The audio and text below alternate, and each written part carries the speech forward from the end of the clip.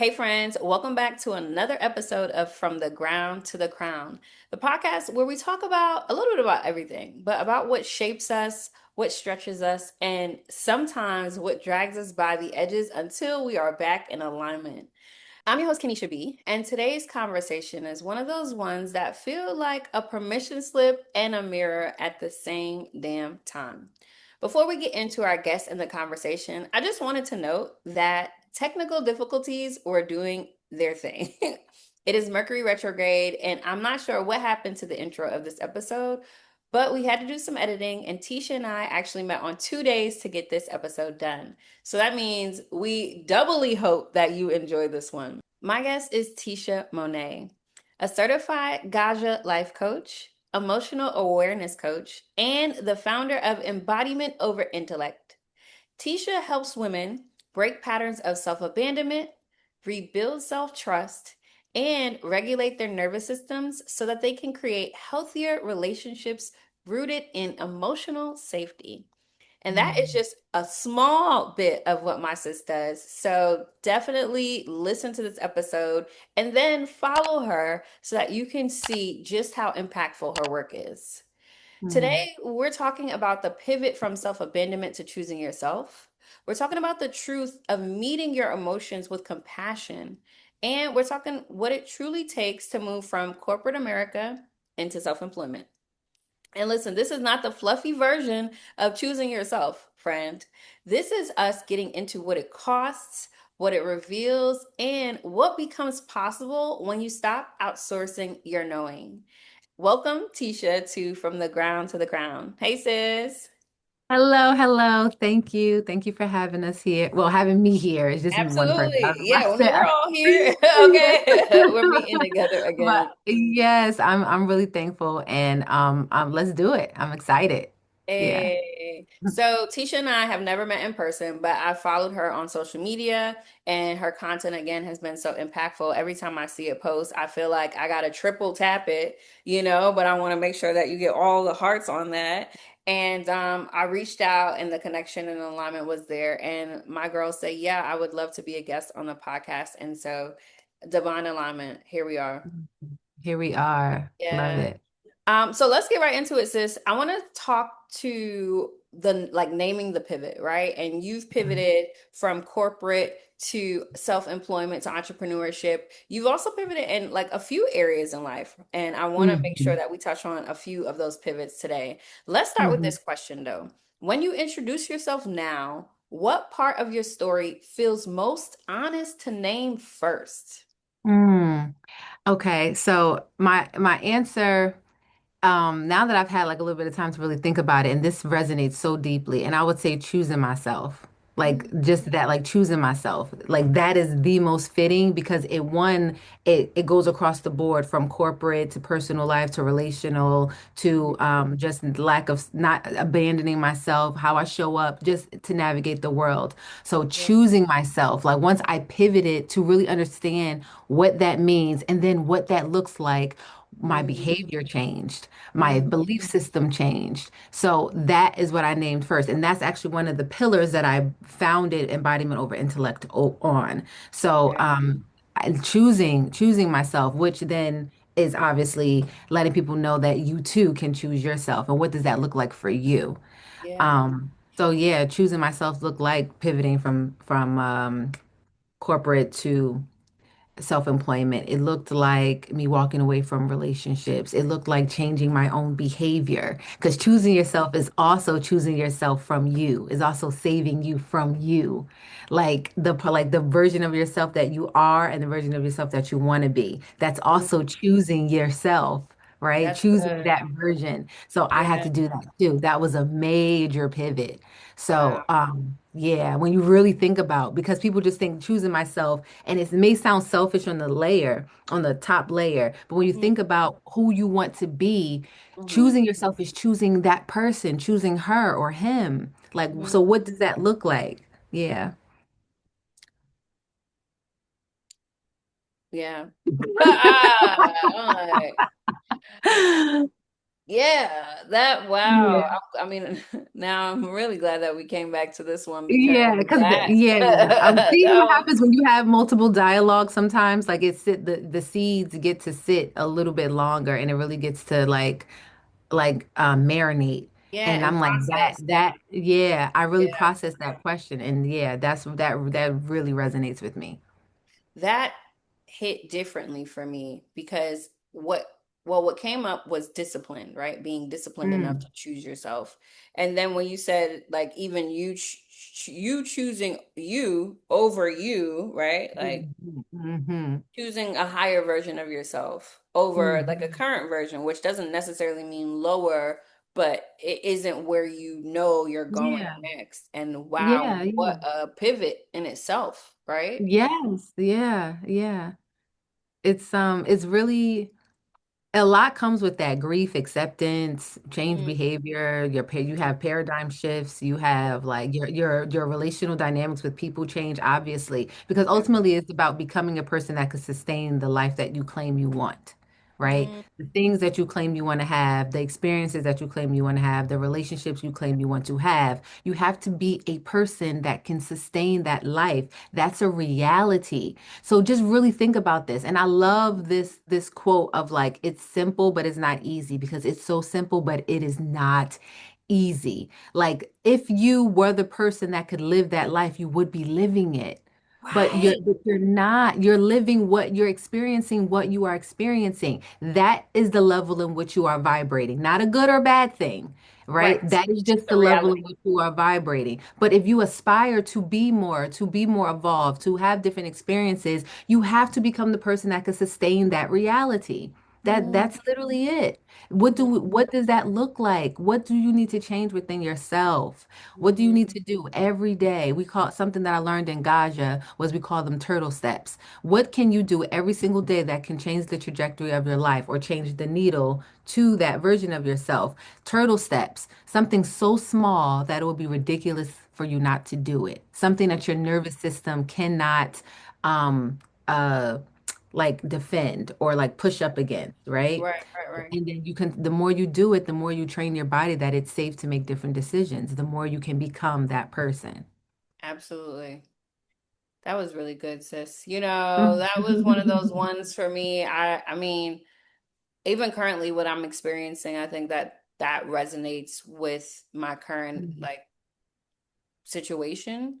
Um, Mm, so many thoughts. I'm like, I'm at loss for words, I think, because the neural pathways are now firing and I'm looking at things, mm, not that I didn't know, but I'm looking at things differently to the point mhm, where like the turtle steps concept, I always say I just get 1% better every day. Like mhm. people see it from the outside and they think that I go from 0 to 100 and I'm like, girl, do you know how many steps I took to get like you may not see it, Yes, but 1% better is what I aspire to be because obviously if yes, I keep adding on, I'm gonna get to 100. yes, yes. And sometimes a 1% step or a turtle step looks like just having a different thought.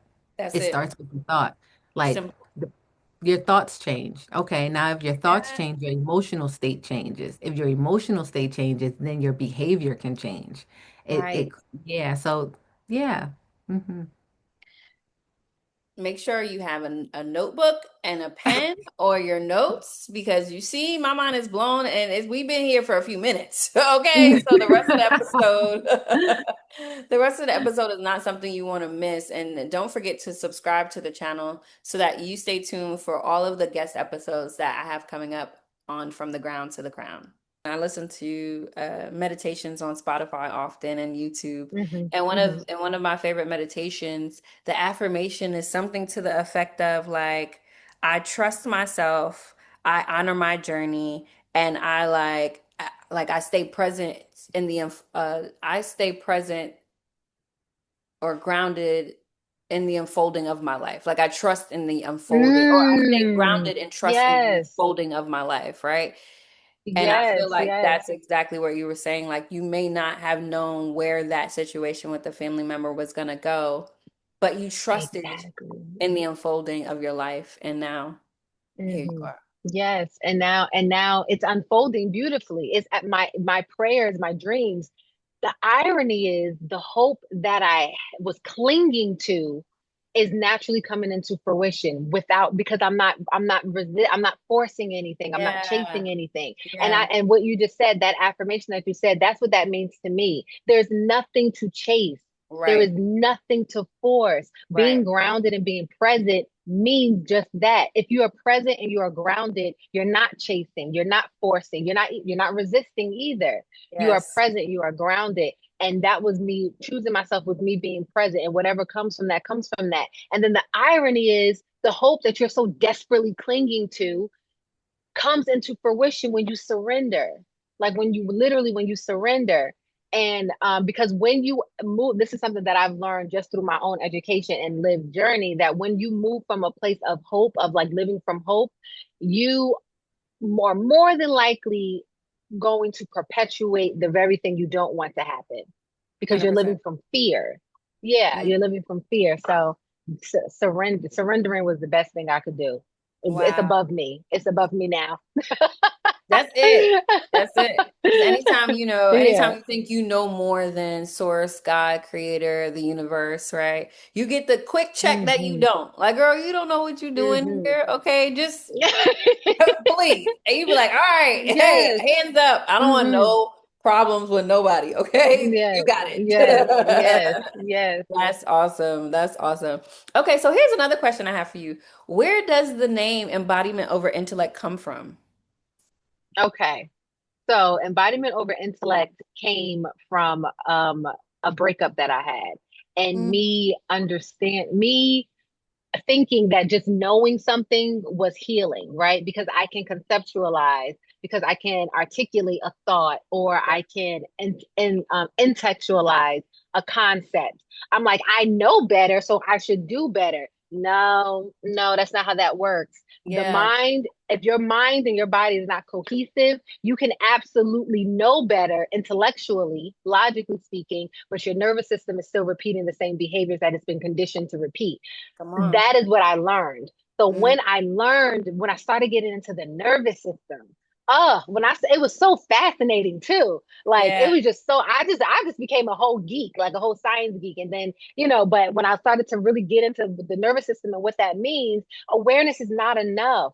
Awareness Right. is simply the opportunity presenting itself to make a different decision.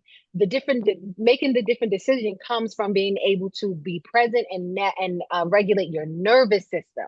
Yes. Right? Because 9 times out of 10, all the women and the men that I've worked with, their awareness is already there. Most functional adults know what they should be doing. They know what they should be doing, how they should be doing it. But then it's like, but why aren't you doing it? That's a nervous system question. Like now we're talking about where your conditioning, what environments were you born into, that you had to, your body literally created adaptation so you can literally Mm, survive that environment. So when I started to really learn that, I was like, this is not about awareness at all. This is mm-mm. about embodiment. This is about you living what you know, not just knowing it. Like knowing Yeah. it and doing nothing with that information is just like null and void. I believe it was Aristotle that Mm, said something about the to have I'm gonna butcher it, but it was something to the effect of knowing information is not enough if you're not doing anything with it. right. So intellectually, that's why I said embodiment over intellect. Like that's where that came from. Yeah. Got that. Hmm. I love that name. It's so Hmm. fitting. And Thank you. what resonates, with me and even the people that I work with is, to your point, I think we didn't have knowledge for so long, for generations. We didn't have access to knowledge. It was hidden from us. Hmm. And now we're in a Hmm. space where there's so much knowledge out there that now everybody think they know. Hmm. Everybody knows something about everything. Hmm. Right? But Hmm. Hmm. I feel like there are people in the world like us where we have lived experience that adds to the intellectual experience that we have that helps us to embody Mm. it. And sometimes what I find people struggle with is they're trying to get to embodiment, but they don't want to live it. They just want I just want to do it. I just want to be able to do it. But you also Yeah. have to understand how the nervous system works. If you came from an environment where love was inconsistent, Mm-hmm. love, affection was inconsistent, you naturally by nature adapted to that environment. Your Right. thinking, your behavior, your survival patterns. You that's it's literally I guess That's it's how like it the works. nature versus yeah, that's just how it works as biological human beings, right? You have to adapt to your environment Right. wherever that came from. So whatever needs were not met, whether emotional or just like strictly survival, you had Mm, to develop mechanisms and thoughts and beliefs to literally survive that. Those same beliefs and behavior patterns follow you into your adulthood until you gain the awareness enough to change them. Until you right. say, I keep picking people that are mean to me.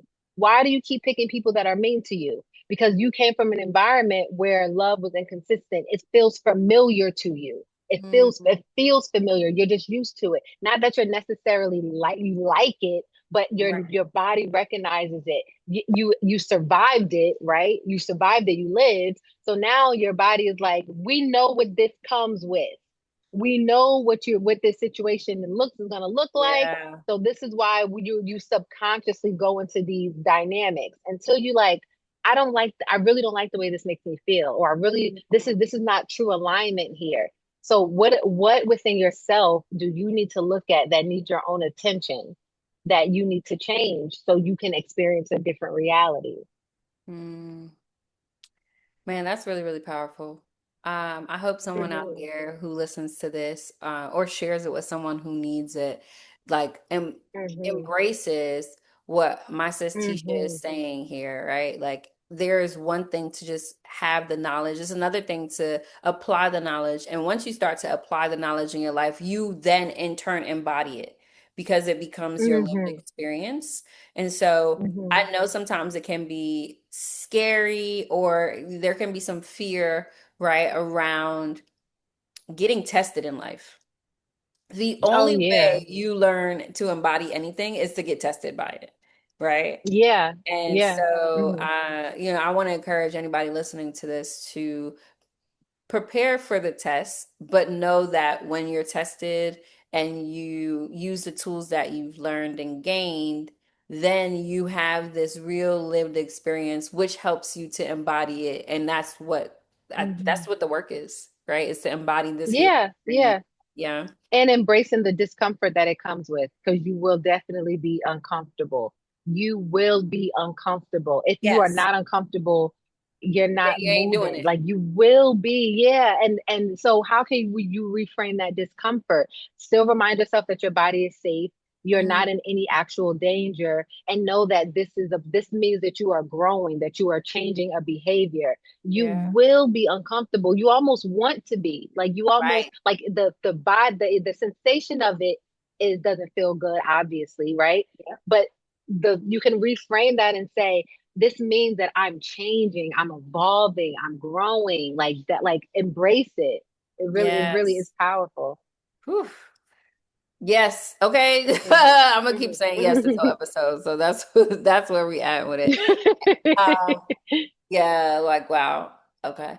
So what I love that you're doing, I love that you're naming this like real life texture of self-abandonment as well, right? This is some of what you talked about. Yeah. Because a lot of people hear the phrase and they think that it has to be this dramatic thing, right? Self-abandonment has to be like some Mm. ridiculous movie theater Mm-mm. way of doing it. But that's not always the Mhm. case, right? Because sometimes Mhm. it's just this quiet habit of making yourself Mhm. smaller when you're in a relationship or at a job, right? Mhm. Or like in a Mhm. room and you do it with the intention of trying to stay comfortable or trying to make it palatable or try not to ruffle any Mhm. feathers, right? It's in those smaller Mhm. moments that people can also Mhm. self-abandon. And Yeah. Yeah. so let's talk a bit about this because I am okay with selfishness. I think some level Okay. of Mhm. selfishness is normal, right? We came from Mhm. being Mhm. children. Children are selfish. They do not care about anybody else. They're like, it's girl. Girl. Yes. Yeah, what are Yes. you talking about? You Yes. had a bad day. Okay, what that got to do with me? Like, I don't care. Yes. Right? And so we get to be children, and I don't think people realize that they're they're adults way longer than they are kids. I don't think we get Mm-hmm. the grace Mm. of that. And so people then Mm. get older, but they never stop with the childlike things. And I think Yeah. this is one of those aspects where I don't think we should lose selfishness altogether. I think Hmm. Hmm. selfishness becomes an issue when it's met with disrespect almost, right? Mm. So if Mm. being Hmm. selfish is disrespecting other people and not by their standards, right? But Mm. by your own standard, Hmm. you're being Hmm. disrespectful, then that is something Hmm. different. Hmm. But selfish Yeah. to the point Yeah. where you're choosing yourself, I don't think that's selfish. I think that's Yeah. self-preservation. Yeah. You know what I'm saying? I think it's Yes. human, Yes. right? Yeah. Yeah. So, if you had to share some signs that someone is self-abandoned or abandoning themselves in a relationship, and maybe they don't want to call it self-abandonment, maybe that's not the term that they're identifying with right now, but maybe they call it being understanding or again, like Mm. not wanting to ruffle any feathers, which is something that I hear people say often. Hmm. Right. What would you say are some Hmm. signs that someone might be in a relationship where they're abandoning themselves but calling it something different? Some of the signs. Well, before I answer, I really want to touch on what you said, like the selfish, like you think that it's okay to be selfish, and I call that selflessly selfish. Mm, Like it's okay to be selflessly selfish. You have to put yourself first because yeah. that's how you attract things that is in alignment with you. So I love that you said that. And then some signs that people may explain away or overlook is the overthinking. If you are constantly coming back to a place, it keeps coming up. Your Mhm. body is that's your body signaling to you this does not feel settled. You do not feel safe. The overthinking of a situation, the constant discomfort, the bracing. Like if Mm, you have to brace before having a conversation with someone, that is a signal. If you are fearful of someone's reaction, that is a signal. If mm, you, and this doesn't necessarily mean that you have to just up and jump and make a decision, but you are right. collecting data, you are collecting information until you can come to a sound decision within yourself. So some of the signs just look like overthinking. It looks Mm, like bracing. It looks like fear. It looks like masking it as I'm just being understanding. I talk about this is something else I talk about a lot. But they're like this. I understand their trauma. This is why they're like that. That's nice. I'm yeah. glad that you can articulate that. I'm glad that you can give that some context. But what is the impact of that on your life? And this Right. is why I think it's so important not to demonize people. And I think people don't know how to choose themselves without making someone a villain. That is the issue. That's a People word. feel like if I need to walk if I break up with you, if I walk away from you, I must be saying that you're bad. No. I'm Right. saying that we simply just don't align. But people are so conditioned to say, if I walk away from you or if I choose myself, there has to be something wrong with you. Mm, You have to be bad or you have to did mhm. something wrong. But we need to get out of those binary boxes. That's a Yes. very binary way of thinking and understanding that this is a very expanded human existence. There's so many nuances and complexities. There is no right or wrong. There At is all. no like black, like, there's nuance. And then this is why you start to really trust yourself and collect information. I call it information, right? Like everything is it's just information. That's Just it. collect the information and then come back home to yourself and see how do I feel? Hmm. How do I feel? So, and some of those signals, your body will tell you every single time. Your body will tell you Every before your time. mind can make sense of it. Are Yeah. you anxious? Are you scared to bring up conversations? Do you brace? Do Mm. you anticipate? Do you overthink? All of these are signals from the body, and those are signs that you could possibly be abandoning yourself in a relationship. Yes. Okay. Hmm. Wow. I've experienced every single one of those emotions at some point in time in my life to be able to Hmm. identify it now, but it takes practice. Hmm. And I think that that is Hmm. where people don't have patience with themselves is that they think that because they know it right now they're trying to do the work in the embodiment and they think it's supposed to come. And then Hmm. sometimes when they don't meet the mark, right? So they're on their selfish journey, selflessly selfish journey, right? And they're doing it, and then Mm-hmm. they slip up, and they're like, "Oh man," and they down themselves for this slip up as if this is not a practice, right? And I'm Mm-hmm. constantly reiterating that life is a practice. All we're here to do is Yes, practice. We just it's trying. practice. Yeah, With everything's a practice. Yeah, you everything. open up, like, think about these doctors and therapists. They open up a practice. That's it. It's a practice. You're practicing through life. Yeah, It's everything. Yeah. There's no final exams here. It's just good. You're gonna get Mm-hmm. tested. You're gonna get Mm-hmm. tested again. You pass that test, you're gonna get a different type of test, but you still gonna get tested, right? There's Mm-hmm. no like end Mm-hmm. journey to the healing if it's not death. You know Mm-hmm. what I'm saying? Because that's Mm. really Yes.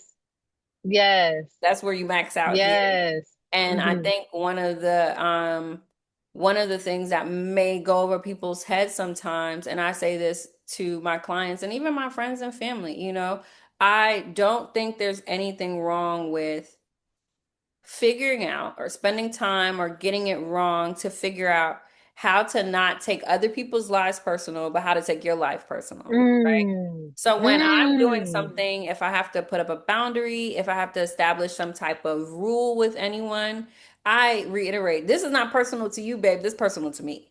You know what I'm saying? And to your Mm-hmm. point, people don't want Mm. people to be mad at them. They don't want to be the villain. You making it personal to them, but this is not their life. This is your life. So you Mm. should make it personal to Mm-hmm. you. You absolutely want it Mm-hmm. to be something where you're like, no, this is for Mm-hmm. my own self. I need to do this. For my own self, I need to have Yes. a boundary for my own self, for my Yes. safety. And so, Yes. yeah, I'm glad that you shared some of those signs so that, if someone watching this right now, you see yourself or hear yourself in some of what Tisha described today, just do a quick self check and ask yourself, man, Mm-hmm. like, am I truly self-abandoning, even if I'm calling it something different?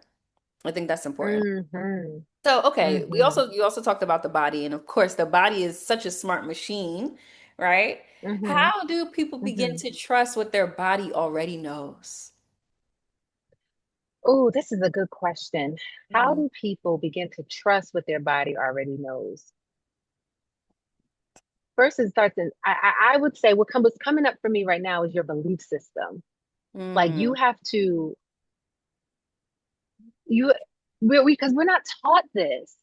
We're mm-mm. not taught this. We're not taught this in school. A lot of times our parents didn't teach us this. We didn't learn anything about the nervous system. I didn't first start learning about the nervous system until my early 30s. Like, Yeah, so I think it's really about the education part of it, really mm, understanding what the nervous system is, educating yourself, and then once you understand what it is, natural, like, with that new knowledge, this new learned information, you can begin to connect the dots on why your body, those signals are your truth, not necessarily the truth, but it's right. your truth. It speaks. So I think when we begin to educate ourselves on how phenomenal the body is, it will change your belief system. So there, I think that will naturally invoke self-trust, to trust the body first, and then outside of that, if you don't want to just do all the research and all the things, it really comes back home to knowing that you are enough. Now it becomes a self-worth thing, right? Because what happens is we feel something and then we explain it away, or we talk ourselves out of it. And Hmm. understanding that the fact that you felt it is enough. You Enough. don't need anything else. You That's don't it. need no one else to validate it. You don't need Yes. no one else to say you're right. The fact that you felt it, your body felt it, is that's it. That's it. That's all that you need. Mm, Now you take that information and you begin to do self-inquiry. Is this yes. coming from a wound? Is this coming from trauma? Is this coming from the actual real-time stimuli? Because sometimes Hmm. our body could be telling us something, but it could be reacting to a trauma. So this is how we begin to differentiate. Am I appropriately and proportionately responding to the stimuli in real time, or am I responding to a trigger that my body Happen. thinks it's in, Yeah. right? So, um And but it takes, like you said, it takes practice. It takes Practice. practice, and it takes the desire to want to have a different, to want to experience life differently. And Abs- unfortunately, with us humans, that usually takes catastrophe.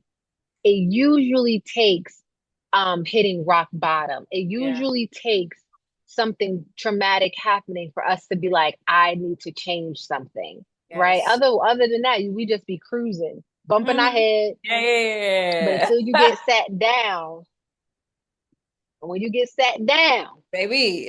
you like, I gotta change something. I gotta You change do. something. So Yeah, yeah, I hope that answered your question. But that that's what does. came up for me. No, I Yeah. appreciate that response. And Hmm.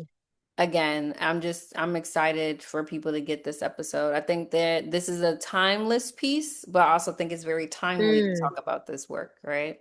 So you talk about self-trust and self-worth, and I want to just focus on the self-trust piece, right? Because I want to slow that piece down, and really examine self-trust because people really just throw this around, and I don't Mm. think they realize, one, how much is tied to self-worth, right? But Mm-hmm. Mm-hmm. they don't stop and examine the information long enough to to be able to identify, what does self-trust look like on a random Tuesday when you're triggered, right? What does self-trust look like Mm. when you're lonely, when you are like in practice and tempted to go back into a an old pattern? What does self-trust look like in those moments? And how do you rely on your Mm. self-worth to get you through that? And that's leading us to the Mm. next segment, because a lot of this, right, is about emotions, nervous system regulation, and integration. And I think when you Mm-hmm. start to do this part of the work, then that self-trust and the self-worth becomes clearer, right? Still a journey, still a practice, Mm-hmm. but it becomes way more clear than it Yeah, is. for sure. So Yeah. yes, let's get into a little emotion, nervous system regulation for the people watching today's episode. Okay. Here's my question. You said Okay. emotions are not dangerous when met with compassion, right? What did you have to Mm-hmm. unlearn about emotions to embody that statement? Mm. That they're bad, that anger is bad, Hmm. that greed is bad, that lust is bad, that jealousy is bad, that envy is bad. We are taught in Wow. society Yeah. these binary beliefs. Is you're bad if you're jealous, if you're angry, if you're envious, if you're when it's a part of the human emotional spectrum. It's Absolutely. information. It's Yes. information. It's an opportunity to do self-inquiry. So what changed my entire belief system in my relationship with emotions in general was was totally eradicating the right or wrong belief system. Like Yes. you like it's just, and this is where I say, like, when you begin to walk your spiritual journey and you step away from dogma, like religious dogma and things like Mhm. that, you you you can hold more nuance and more complexity, and Yeah. which is the entire human experience. So I really don't carry the belief system of right and wrong because it doesn't serve me. It keeps you stuck in a very restricted box, and it makes you be a victim and someone else be a villain, or Yeah. vice versa, Yeah. right? Yeah. And it's very damaging. It's just very damaging to the spirit and to Hmm. evolution. Um, so what I really had to unlearn about emotions was that they're not bad. You can't allow yourself to feel angry if you were taught that anger is bad. Like you Hmm. would your body is literally going to reject you from sitting with that emotion, sitting with that discomfort, because you have the belief system that I'm bad if I feel jealous. Hmm. No, you're not bad. You're jealous because there's something within you that is that wants to achieve something, wants to get something. It's information. Now, Yeah. how do you reframe that? It's not like I'm just this jealous person and I don't want anyone. No, there's something happening within yourself. There's your that's your spirit calling you higher. That's your spirit Yeah. telling you that you too can have that. What do I need to do to get that? Like, Right. and so that was like, you have to change your relationship with emotions. So I totally eradicated right or wrong belief system. I don't believe anything is right or wrong. I believe you feel a way because that's how you feel and that's enough. And then that's an opportunity to do self inquiry on why you feel that way. Beautifully said. I could not agree with you more. I Hmm. definitely don't subscribe to right or wrong.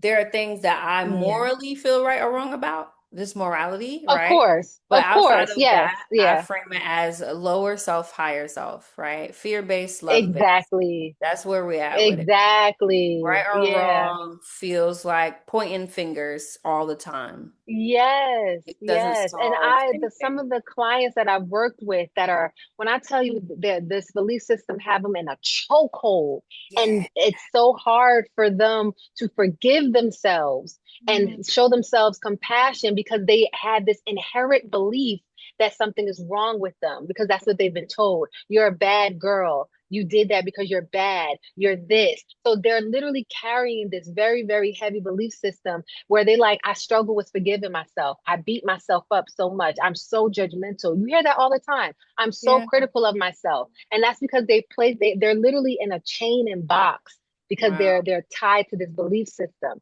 You have to let that go. you do. You have to let that go. Yeah. Yeah. And that's the only way that you can have self compassion. And the only way that you can have compassion, forgiveness, and patience for other people is if you can give it to yourself. And when I Hmm. hear that someone is super judgmental, that's an indicator to me of how much they actually judge themselves. Whew. Like I Absolutely. already know What you're where, doing to like yourself, if this is not what you're not doing not from outside. judgment. Yeah, Yeah, yeah, and this is yeah. not even from, this is from observation. I already see like, okay, I understand that there's some self-judgment present within you. Absolutely. And I mean, as coaches, we're trained to pay attention to these things, right? Like you, Mm-hmm. I studied psychology for such a long time. I love the mind. I'm so Mm-hmm. obsessed with the brain. Mm-hmm. It's sickening sometimes. And one of the things that I, more times than not, hear what people don't say more than I hear what they're saying. Mm-hmm. Oh, that part. Yeah. Yes, it's And loud too. It people is telling themselves loud. quite often when people start Yeah. talking, and I'm like, oh, the emotions come up. Mm-hmm. You hear the way they say certain Mm-hmm. stories, the way they change their Mm-hmm. voice when they use certain names, or I'm just paying attention to all that nuance, Mm-hmm. right? And I'm like, Mm-hmm. okay, I Mm-hmm. see where this is coming. Aw. And then it just makes you Mm. feel more empathetic for them because Absolutely. it's hard Yeah. to heal. It's not It's easy. hard. And it's Oh my gosh. and we're not getting Listen, paid. I We're not getting paid. I joke.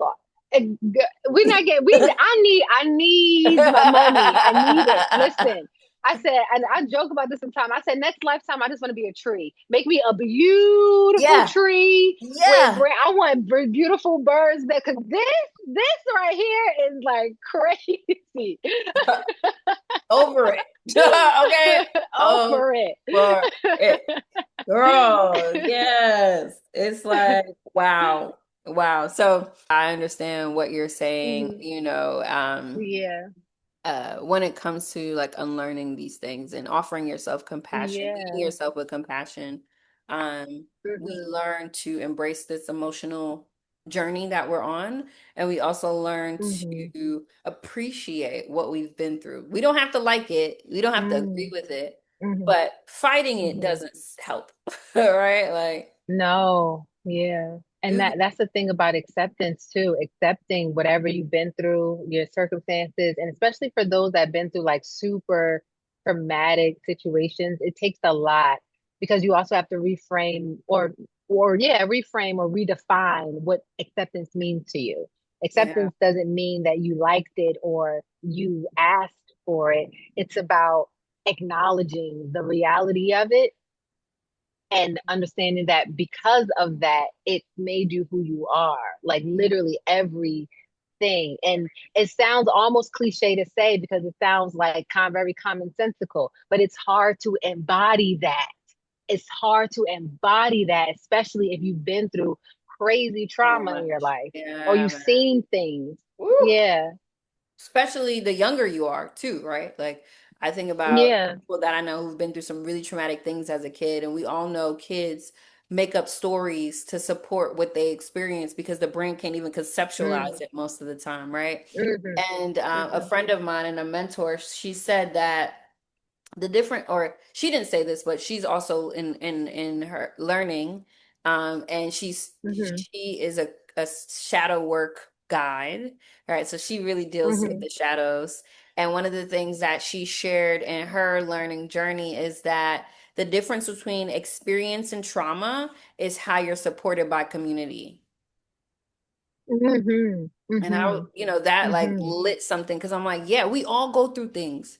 We go through so Mm-hmm. many things, right? Mm-hmm. And Mm-hmm. and as a child, as a kid, you don't know what's gonna be trauma for you. You don't know, Mm-hmm. like Mm-hmm. riding a bike and falling off and scraping your knee could be so traumatic for somebody. For other Mm-hmm. people, not so much. It's like whatever. But Yeah. that could make someone not want to take risks. It can make someone not trust Yes. that somebody's going to be there to catch them. And you're just thinking, oh, Yes. I just fell off my bike when I was 5. It didn't mean anything to me. But the whole time, because no one came to pick you up, because no one made sure your cut was Yes. okay, then it's turned into this big thing. And you're not even connecting the dots that you fell and now you don't want to try again and you're an adult, right? Mm-hmm. So that Mm-hmm. really helped me to understand one, how our emotions play such a huge part in our trauma, right? And Mm-hmm. and I know nervous system regulation is such a huge thing right now, and we're finding new language for this concept. But if you want to bring it back, it's really about how you examine your emotions and you're able to, no matter what emotion come up, you're able to ground yourself back into your like body. Mm-hmm. So, I mean, okay. I'm like all over the place because there's so much I that I want love, to and say. no, no, no. That's why I said I knew this is going to be like this. I knew it, but I love what you just said because I forget his name, but he's like he's a huge in the coaching and psychological space. But the trauma that a person experiences is not the actual event, the violation, right?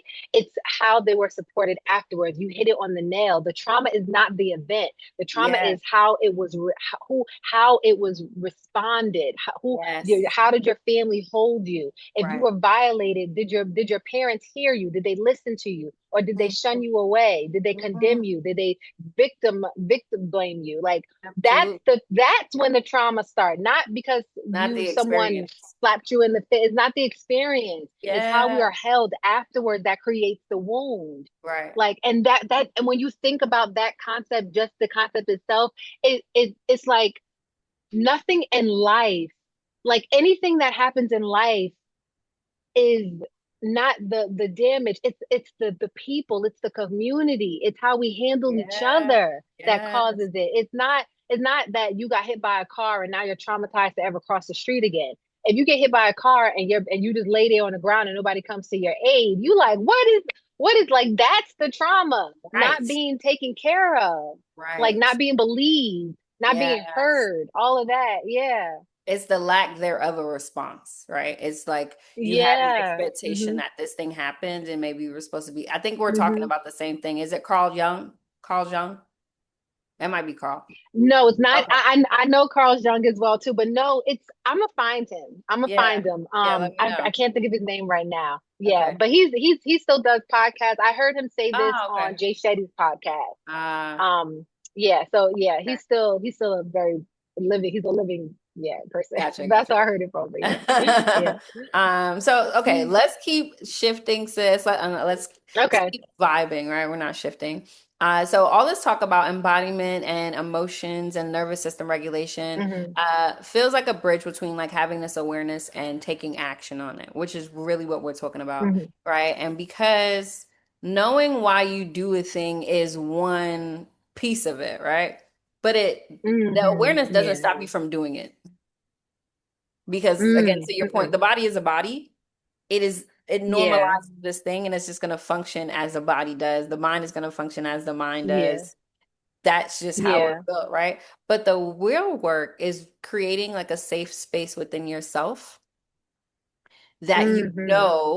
when the test comes, you have one options now, right? You can choose to do what you've Mm-hmm. always done, but you feel safe Mm-hmm. enough to also choose differently, right? And I think Mm-hmm. that's the part that I don't know if people recognize that as the point of it all. The point of doing this nervous system regulation and having emotional intelligence is not that you're going to get it right all the time, but it's the awareness that you have options and you can choose differently. Yes, You know? yeah, yeah. And so Mm-hmm. to your story, to your point, right, going from corporate America to self-employment, right? That was one of the things where Mm-hmm. I'm sure from experience, and we talked about this too, I already know Yeah. that that's heavy. And people hear the Yes. story from corporate to entrepreneurship or self-employment, and they think you just change your job. But I don't think a career change is Mm-hmm. about changing the job at all. I think it's an identity shift. Mm-mm. I think it's coming into It agreement, is. yeah, with this new identity. So, thinking about your journey from corporate America to self-employment, what did leaving corporate require you to trust about yourself? Mm. What did it require to me to trust about trust my ability to figure it out? Because I know in like my bones that I'm not I have a child, I have a 7-year-old daughter. And I know in my bones that I'm going to do whatever I need to do to provide for us. So my spirit, what I don't know if it's my spirit, if it's my fortitude, if it's my mind, I don't know what the name is, but whatever that thing is will not allow me to like, and that's just the self-trust that I have. Like I'm going to figure it out. Like I have to. So it wasn't even about the job itself. It was about me believing in myself and me walking and me honoring the dreams that I have for myself and the life that I have for myself. It and also the pain that it came with staying. I was in pain. I was unhappy. I was depressed.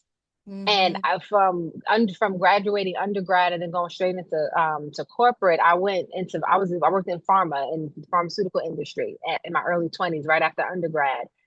Very corporate, that like very the politics and the like very much.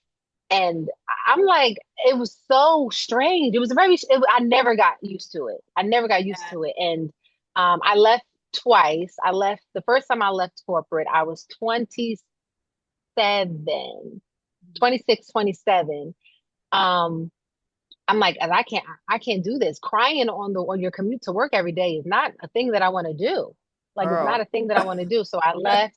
I ended up having to pivot and go back. That was the first time I tried entrepreneurship.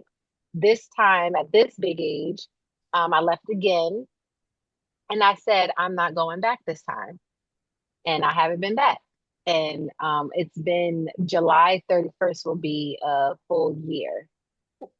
So Okay, yeah, yes, we love yeah, that. yeah. Yeah, Congratulations, so sis. I'm yeah, thank you. Yeah, I'm happy for you, man. And not happy because you left corporate America, because I don't think that's everybody's journey.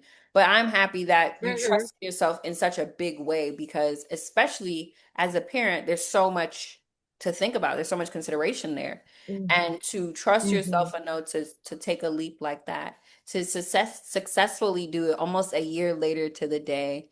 I think it's just a Hmm. testament to, something that I actually did a workshop on this today where you uh, trust yourself, right? And then you take action, and the action creates proof, Mm.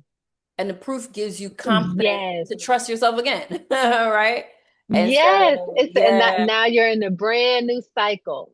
absolutely, Yes. absolutely. With more proof that Yeah. yeah, I can do this, and I'm not gonna Hmm. do no harm to myself. I'm not harming nobody else, right? And Hmm. I think that people miss the biggest part of this whole shift in your identity and your work and whatever environment is not just the self-trust, but like being aware that once you do it Mm. once, it's the movement that creates the confidence to do it again. But you gotta move. Yes. You gotta move. All right. Hmm. So Hmm. shout out to you for Hmm. moving and doing the damn thing. I know Thank that wasn't you. easy, but like, Thank you. look at you now. Yeah. I know.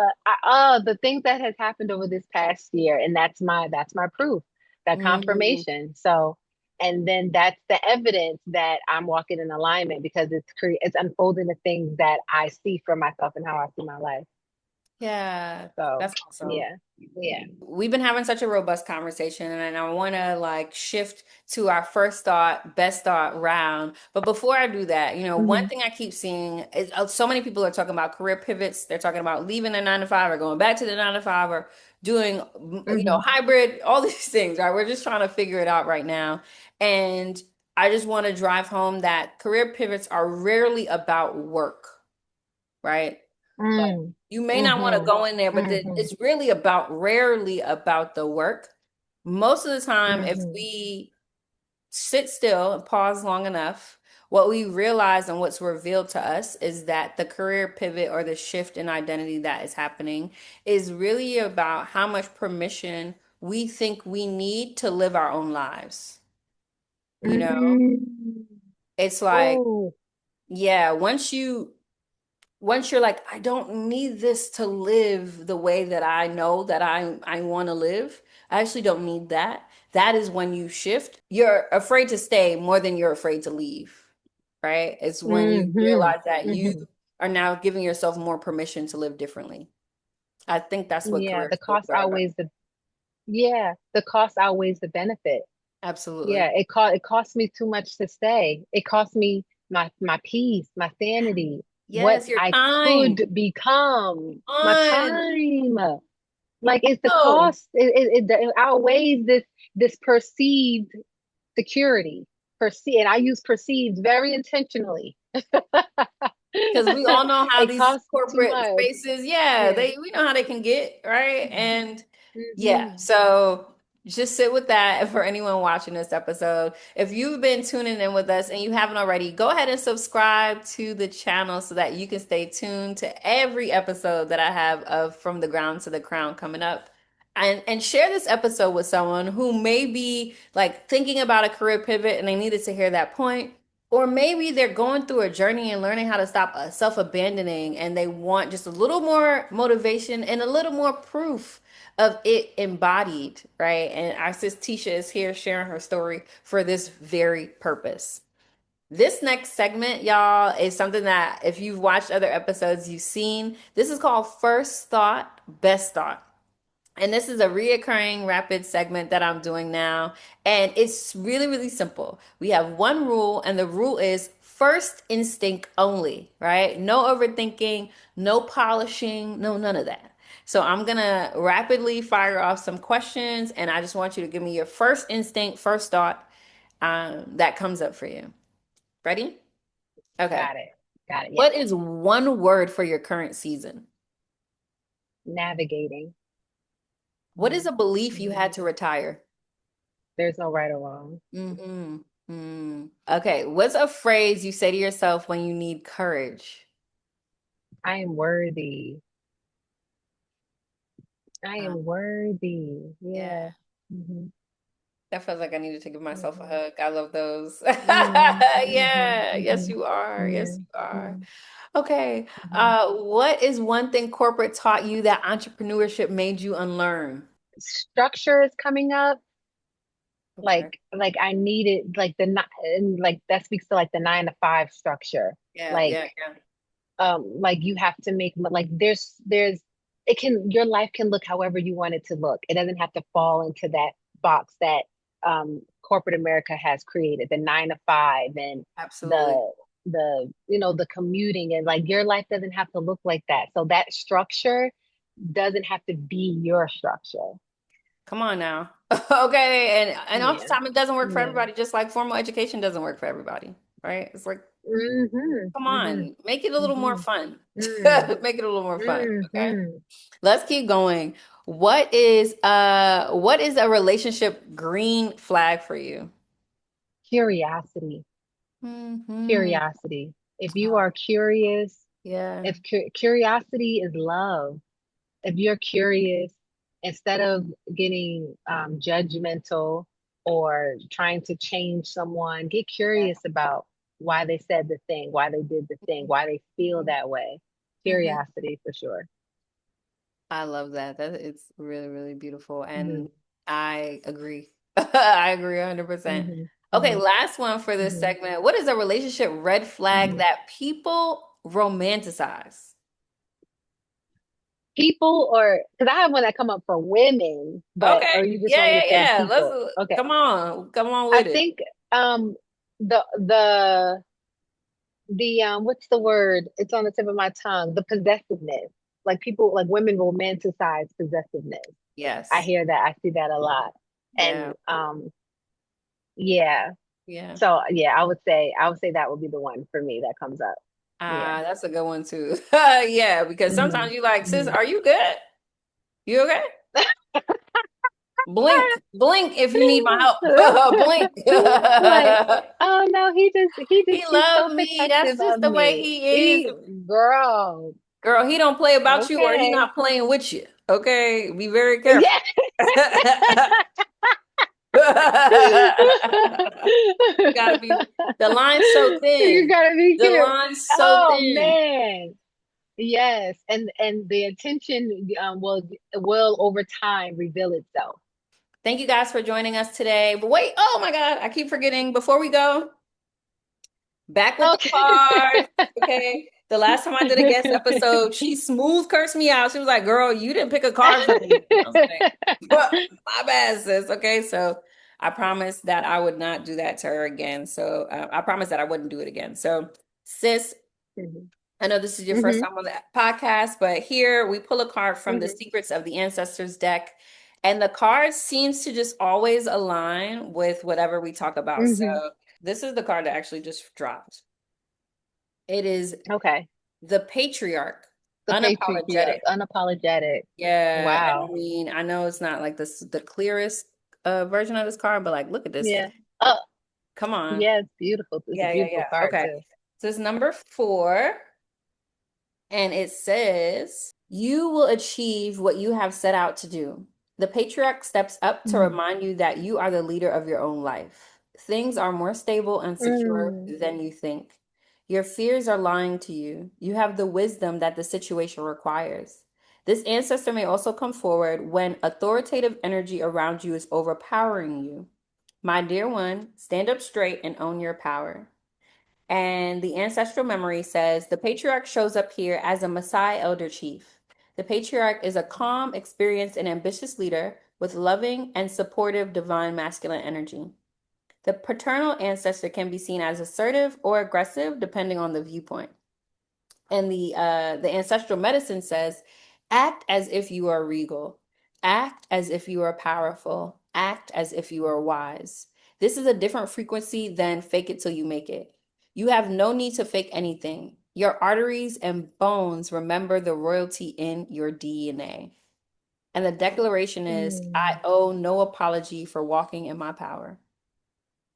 Mm. I need you to send me that. Can you send me that? I sure. Like you It's for you.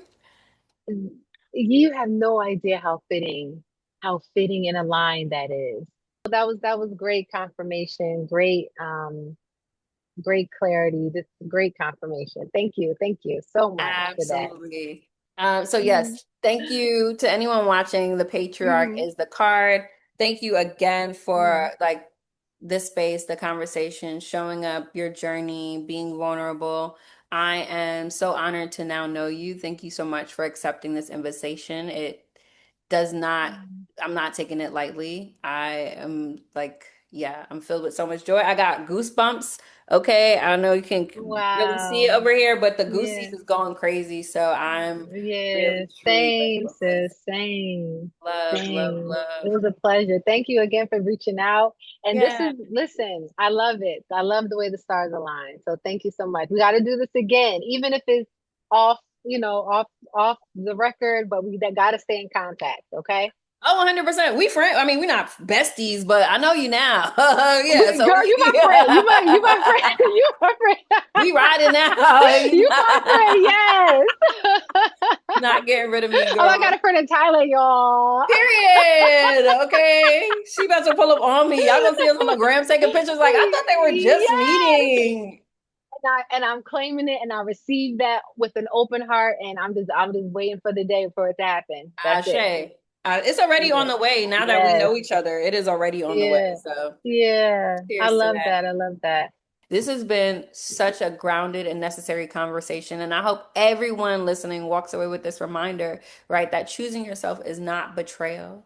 And sometimes betrayal looks Mm. like staying in places, patterns, or dynamics where you, yourself, this version of yourself, keeps disappearing. And it doesn't always look like Mm. some big dramatic version. Sometimes it's in the small ways that you stop showing up for yourself. For anyone listening to this episode, if you felt just a little bit of nudge somewhere in you, if you felt just a little tinge, and you think, okay, maybe it's time for me to get real honest about my own pivot, my own journey, what I'm looking to shift, I would love to invite you into my glow sessions. And glow sessions are my one-on-one coaching where we talk in like the most in-depth and vulnerable space where you feel safe enough to be guided and to have someone stand beside you. And the goal from the glow sessions is that you come out with a lot more clarity to move forward. You trust yourself more and you feel aligned with who you're becoming. That's what this work is about for me, right? Helping people become the version of their self that the next level requires. Yes, sis, thank you so much for joining me today. I'm really, really happy that you were here. If anyone wants to connect with Tisha, make sure you do. Make sure you support her work. And I also have a book available on Amazon as well called The Breakup That Brought Me Back to Me, How I Got Mhm. Over My Ex in 45 Days. So if you're going through navigating the breakup, divorce, there are actually, it's a short self-help book where I implement practical routines and steps and everyday practices that you can implement to help move your journey along. And it also has my personal story in there as well. So it's good. Thank you for sharing. Yeah, okay, so they got your socials. I will make sure that it's in the description of this video at Tisha Moneé on social media platforms. If you haven't already, make sure you join me on social media at It's Kenisha B is my personal Instagram and wherever I am on the social spaces, and follow the podcast at To the Crown Pod. That's the number two, the Crown Pod on Instagram, TikTok, and YouTube. I am so honored to now know you. Same, Love, love, same. It love. was a pleasure. Thank you again for reaching out. And this Yeah. is, listen, I love it. I love the way the stars align. So thank you so much. We got to do this again, even if it's off, off the record, but we got to stay in contact. Okay. Oh, 100%. We friend. I mean, we're not besties, but I know you now. Yeah. So Girl, you my friend. You my friend. You my friend. we riding now. You You my friend. not, Yes. not getting rid of me, Oh, I got girl. a friend in Thailand, y'all. Period. Okay. She about to pull up on me. Y'all gonna see us on the gram taking pictures like I thought they were just Yes. meeting. And I'm claiming it, and I receive that with an open heart, and I'm just waiting for the day for it to happen. That's it. Ashe. It's already on Yeah. the way. Now that we Yes. know each other, it is already on the way. Yeah. So Yeah. I cheers to love that. that. I love that. All right, my Yeah. girl. Thank you guys for watching and tuning in. Like I said, subscribe if you haven't already. Stay tuned for other episodes of From the Ground to the Crown.